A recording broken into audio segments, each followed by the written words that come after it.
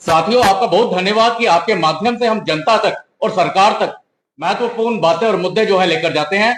उन्हीं विषयों पर के ऊपर आज बात करने के लिए हमारे मध्य में है पूर्व में एमएलसी हमारे प्रदेश के प्रवक्ता बड़े भाई गिरधारी लाल रैना जी। उनका साथ देंगे इस प्रेस वार्ता में डॉक्टर अभिजीत सिंह जसरोटिया जी, जो कि प्रदेश में प्रवक्ता हैं।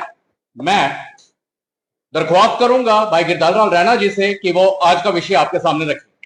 बहुत बहुत धन्यवाद डॉक्टर मोहत्रा जी और मेरे साथ मित्र अभिजीत जी, डॉक्टर अभिजीत जसरोटिया जी, और आप सब लोगों का भी बहुत स्वागत है। आप सबको ज्ञात है, आपको जानकारी है कि कल आदरणीय प्रधानमंत्री जी यहाँ जम्मू कश्मीर आ रहे हैं और एक बहुत देर से जिसका इंतजार हम सब लोगों को था, वो कश्मीर को जाने वाली ट्रेन वंदे भारत उस एक्सप्रेस का उद्घाटन करेंगे। अब जानते हैं कि भारतीय जनता पार्टी के नेतृत्व में जब से सरकार बनी है तब से देश की जनता को और हर प्रकार से किस प्रकार से हम डेवलपमेंटल प्रोजेक्ट्स पर आगे ले चले, किस प्रकार से यहाँ पर चाहे इंफ्रास्ट्रक्चर प्रोजेक्ट हो, रेलवे इंफ्रास्ट्रक्चर हो, रोड कनेक्टिविटी हो या और किसी भी प्रकार का इंफ्रास्ट्रक्चर हो, उसको इंप्रूव करते हुए लोगों की जो स्टैंडर्ड ऑफ लाइफ है उसका रेज करना, उसको इंप्रूव करना, यह हमारी प्राथमिकता रही है। जम्मू कश्मीर में विशेषकर जहां पर टूरिज्म पर हमारी इकोनॉमी डिपेंड करती है, जिस पर जीएसडीपी का लगभग 7 से 8% डायरेक्ट टूरिज्म कंट्रीब्यूट करता है, इनडायरेक्टली तो बहुत ज्यादा और उसका कंट्रीब्यूशन रहता है। तो ऐसे में टूरिज्म पर जो एक आघात लगा, अभी जो पहलगाम में पाकिस्तान और उनके गुर्गे जो यहां पर बैठे हुए हैं, वो सब लोग जो टेररिज्म को अभी भी पालन करते हैं, पोषणा करते हैं, उसको जिंदा रखने की कोशिश कर रहे हैं, उसमें वो लोग भी शामिल है जो टूरिस्ट्स को कल्चरल इन्वेडर्स कहते हैं। वो लोग भी जो चाहते हैं कि यहां पर क्वालिटी टूरिस्ट्स आ जाए, टेररिज्म उसके लिए भी उनको लगता है कि शायद एक टूल होगा क्वांटिटी को रेस्ट्रिक्ट करने के लिए। ऐसा जो एक बड़ा झटका जम्मू कश्मीर में, खासकर कश्मीर घाटी में टूरिज्म की इंडस्ट्री को लगा था, उसको रिवाइव करने की जो कोशिश है उसमें आदरणीय प्रधानमंत्री जी कल इस प्रकार से आ रहे हैं ताकि एक रिलायबल कनेक्टिविटी जो कश्मीर के साथ है और सारे देश के साथ जो रेलवे कनेक्टिविटी है उसको एस्टैब्लिश करके उसको चालू किया जाए। हम जानते हैं कि यह लगभग 43,780 करोड़ रुपए का प्रोजेक्ट है, जिसमें से टनलों का जाल बिछाया गया है, जिसमें दुनिया में सबसे ऊंचाई पर बनने वाला पुल, उस प्रकार का पुल बना हुआ है। ये सारी चीजें कल देश को समर्पित की जाएंगे। उसके साथ ही और भी कुछ प्रोजेक्ट्स हैं जिसका उद्घाटन होगा, लेकिन मुख्य तो बात वो तो सरकार की विज्ञापन में, सरकार के विज्ञप्ति में आप सबको जानकारी मिलेगी। लेकिन मुख्य जो दो बातें थी कि टेररिज्म और टूरिज्म साथ साथ नहीं चल सकता, इसलिए वो ओवरग्राउंड वर्कर्स जो कश्मीर घाटी में इस प्रकार की अब भी सोच रहे हैं कि टेररिज्म को रिवाइव करते हुए पाकिस्तान के एजेंडा को आगे पुश करें, भारतीय जनता पार्टी वार्न करना चाहती है, उनको ध्यान में लाना चाहती है। टेररिज्म और टूरिज्म साथ नहीं चलेगा। टेररिज्म को खत्म किए बगैर टेररिज्म को भारतीय जनता पार्टी अपनी मुहिम को रोकेगी नहीं, टेररिज्म खत्म होगा और टूरिज्म को साथ साथ रिवाइव करने के लिए इस प्रकार की भी जो भी आवश्यकता होगी वो पूरी हो जाएगी और जम्मू कश्मीर में डेवलपमेंटल प्रोजेक्ट्स कैसे आगे बढ़े इस पर भी फोकस रहेगा। हमारे साथी सहयोगी डॉक्टर अभिजीत जसरोटिया जी इस विषय को लेकर और कैसे भारतीय जनता पार्टी के शासन के कारण जो बदलाव आया हुआ है इसका एक कंपैरेटिव एक आपके सामने विषय रखेंगे। मैं अभिजीत जी से निवेदन करूंगा कि वो अपनी बात को आगे रखें। बहुत बहुत धन्यवाद आपका रैना साहब। डॉक्टर प्रदीप मोहत्रा जी भी हमारे साथ हैं। देखिए, हमारी कंपैरिजन बड़ा इंपॉर्टेंट बनता है कि पिछले 10-11 साल में और उससे पहले जो 60-70 साल यहाँ पर बीते, दोनों में कंपैरिजन कैसा रहा। जिस तरह से गिरधारी लाल रैना जी ने कहा कि टेररिज्म और टूरिज्म दोनों इकट्ठे नहीं हो सकते, तो टेररिज्म को मुंह तोड़ जवाब देने के लिए हमने इस भिखमंगे मुल्क को, इस नापाक मुल्क को 22 मिनट में इसकी औकात दिखा दी और हमने ये भी बता दिया अगर इस तरह का दुस्साहस अगर फिर से ये करेगा तो हम उससे के घर के अंदर जहां कहीं पर भी उन्होंने ये टैक्स छुपा रखे हैं, चाहे वो आसिफ मुनीर के पीछे छुपे होंगे, चाहे वो शहबाज शरीफ के पीछे, उनको उनके घर पे ही ठोकेंगे। इसीलिए टेररिज्म से हम टूरिज्म की ओर जब आते हुए और टूरिज्म को रिवाइव करने के लिए कनेक्टिविटी सबसे बड़ी चीज है मित्रों, और कनेक्टिविटी के चलते हुए 10-11 सालों में जो पिछले आपने देखा होगा कि जम्मू कश्मीर में कनेक्टिविटी में एक नई रिवोल्यूशन आई है। और अगर मैं अपना भी आपके साथ एक्सपीरियंस शेयर करूं तो भले वो लद्दाख का एरिया था जहां 25 से 30 साल मुझे हो गए जाते हुए, वहां पर मैंने देखा कि कनेक्टिविटी की सबसे बड़ी प्रॉब्लम रही। लेकिन जेड मोर टनल अभी जो बनकर तैयार हुई, और अगर आप देखें तो कितना सारा समय वहां पर लोगों का बच रहा है, और नियर अबाउट बाकी टनल्स भी तैयार हो चुकी हैं, जिसके अंदर जोजीला टनल भी अब थोड़े दिनों में तैयार हो जाएगी। तो जो आपका लद्दाख जो सिक्योरिटी पॉइंट ऑफ व्यू से भी बड़ा इंपॉर्टेंट एरिया है, उसकी कनेक्टिविटी पूरे हिंदुस्तान के साथ 12 महीने रहेगी। यही नहीं, जिसके लिए हमारे माननीय नरेंद्र मोदी जी जो कि युग पुरुष जाने जाते हैं, पर्टिकुलरली इसीलिए जिस तरह से उन्होंने यहाँ पर एक नई तरह से तरक्की को, एक नया जो हमने मापदंड तय किए और उनके ऊपर लगता है खरे उतरते हुए हम लोग आगे बढ़ रहे हैं। अब भारतीय रेल जो है वो बहुत जल्दी श्रीनगर के साथ कनेक्ट होकर, और हिंदुस्तान से कोई भी इंसान जब चाहे ट्रेन में बैठ के श्रीनगर पहुंच सकता है। और ये सब कुछ आपके सामने पिछले 10-11 सालों में किया गया।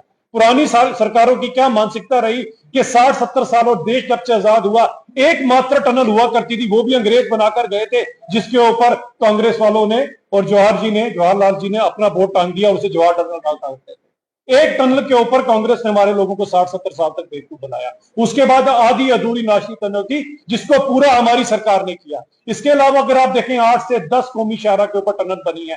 और अगर आप ट्रेन की बात करें तो अनगिनत जो टनलों से होती हुई ट्रेन जो है वो पहुंचेगी कश्मीर के अंदर, और इसके बाद सभी कुछ वहां पर बदलेगा, क्योंकि ऑब्वियसली टूरिज्म तो बढ़ेगा ही, ट्रेड का बहुत बड़ा बेनिफिट रहेगा। जहां पर अगर आप देखें, क्योंकि मेन जो वहां से फ्रूट वगैरह बाहर भेजे जाते थे, कई बार रास्ता दुर्गम होने के कारण, कई बार मौसम की जो चुनौतियां हमारे सामने होती हैं, उनके कारण हमारी गाड़ियां फंस जाया करती थी और फ्रूट जो है वो रास्ते में ही सड़ जाया करते थे। लेकिन अब ट्रेन के आने के बाद अगर आप देखेंगे तो ये सभी के सभी उन व्यापारियों के लिए एक नई रिवोल्यूशन आएगी कि उनका फ्रूट जो है वो हिंदुस्तान के सभी इलाकों में पहुंचेगा। तो ये ट्रेन एक नया जीवन लेकर आएगी जम्मू कश्मीर के लोगों के लिए, और बिजनेस तो इससे जहां पर फले फूलेगा ही। वहां से डिफेंस पॉइंट ऑफ व्यू से देखें, क्योंकि एक ऐसा नापाक मुल्क हमारा हमसाया है जो कब क्या कर बैठे किसी को नहीं पता, इसलिए डिफेंस पॉइंट ऑफ व्यू से भी टनल बड़ी इंपॉर्टेंट रहेगी। जब चाहेंगे हमारी टनल के थ्रू हमारी कोई भी जो डिफेंस इक्विपमेंट्स है वहां पर पहुंच सकते हैं, और यही टनल आगे जोजीला टनल को कनेक्ट करेंगे, तो उसके बाद लद्दाख का भी सारे का सारा डिफेंस पॉइंट ऑफ व्यू से भी चीजें बदल जाएंगी।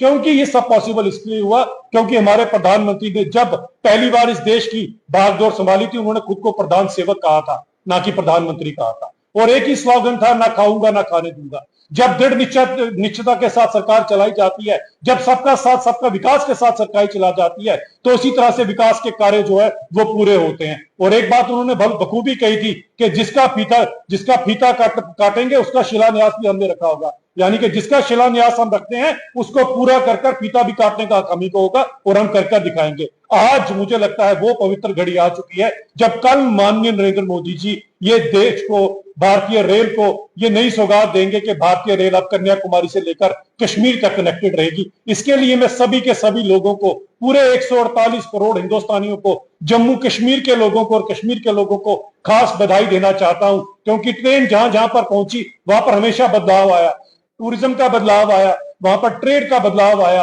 और हालात भी सुधरेंगे, हालात भी अच्छे हो जाएंगे, और फिर से टूरिस्ट पुनः यहाँ पर लौटेंगे, जिसका मुझे लगता है संदेश देने के लिए माननीय नरेंद्र मोदी जी कल खुद आएंगे और अपने कर कमलों से वो इसका जो है लोगों को समर्पित करेंगे, भारतीय रेल जो कनेक्ट करेगी भारत को जम्मू कश्मीर और कश्मीर के साथ। बहुत बहुत धन्यवाद।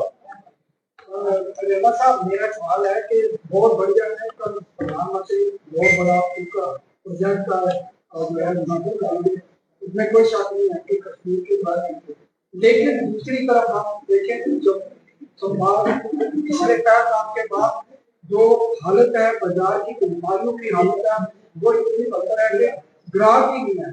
जम्मू को कौन देखेगा? पुरानी सरकारों का यही कहा तक कश्मीर, अब जम्मू को कौन देखेगा?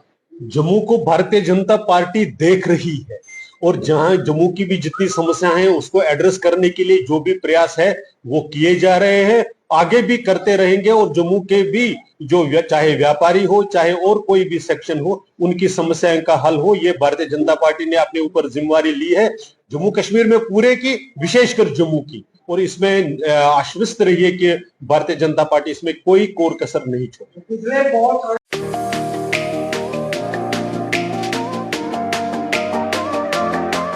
अब आ गया है ईवीको, एक ऐसा L5 इलेक्ट्रिक ऑटो जो करेगा आपकी हर समस्या का समाधान और देगा हर ऑटो को मात। जी हाँ, ई राइड है एक ऐसा इलेक्ट्रिक ऑटो जिसमें ड्राइवर सहित 7 लोगों के आराम से बैठने की जगह है, जबकि 6 सवारी बिठाना भी है अलाउड। 10,000 वॉट की पावरफुल मोटर चढ़ जाएगी खड़ी चढ़ाई।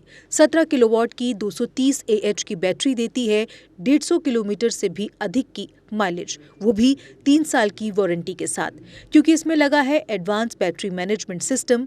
जबकि बैटरी चार्ज करने के लिए है एक इजी होम चार्जर। उबड़ खाबड़ सड़कों के लिए मजबूत शॉकर, सस्पेंशन व बड़े टायर। चोरी से बचाव के लिए इसमें लगा है GPS सिस्टम, डिजिटल डिस्प्ले, मजबूत मेटल बॉडी के साथ। मैदानी इलाकों में चलने के लिए है इको मोड, जबकि पहाड़ी इलाकों में चलने के लिए है पावर मोड। ई राइड में है चमकदार इंडिकेटर और तेज रोशनी की हेडलाइट। इसमें आपको मिलेगा inbuilt mobile charger, fire instrument, first aid kit और दमदार ब्रेकिंग सिस्टम भी। यानी अब सभी इलेक्ट्रिक ऑटो से ई राइड है सबसे अधिक दमदार व पावरफुल, और ये मात्र पैसेंजर में ही नहीं बल्कि कार्गो में भी उपलब्ध है, वो भी अधिक स्पेस के साथ, जिसे कहा जाता है छोटा हाथी। तो देर किस बात की, आज ही आएं और ले टेस्ट राइड। हमारा पता है Jammu HEVs private limited, yard number 6, plot number 37, transport Nagar, main street, Jammu. Mobile number 9780868883, 9070770000। Jammu Kashmir की खबरों के लिए जुड़े रहिए JK अपडेट के साथ।